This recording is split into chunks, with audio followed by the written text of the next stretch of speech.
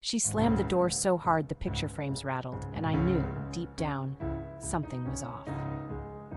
For weeks, her moods had swung from icy silence to explosive fights over nothing, accusing me of not caring, then crying in the bathroom at 3 a.m.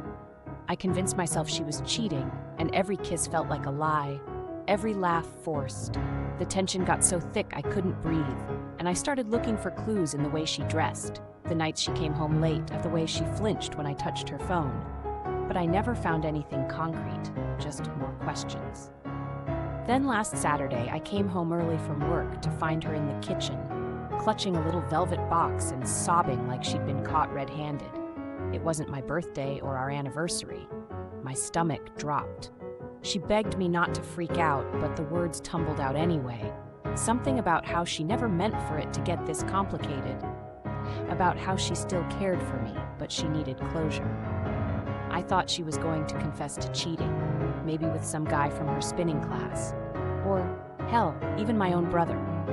My heart was racing, and my hands were shaking so badly I almost dropped my keys. Instead, she blurted out that she was planning to propose to my ex. She'd been sneaking around, meeting up with her behind my back, planning the whole thing for weeks, because, apparently, they'd fallen in love while leaning on each other after my last breakup. The fights, the tears, the secrecy.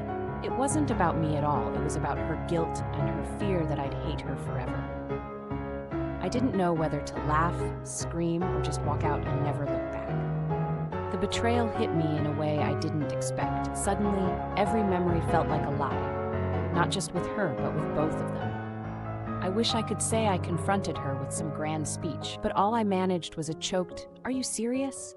She nodded, tears streaming, and I realized I'd been living rent-free in a love triangle I didn't even know existed. The worst part? I couldn't decide if I was more angry at her for betraying me, or at myself for never seeing how much I'd grown to depend on her, even as she slipped away. Now, every time I look in the mirror, I see someone who missed all the signs, not of cheating, but of being utterly replaceable.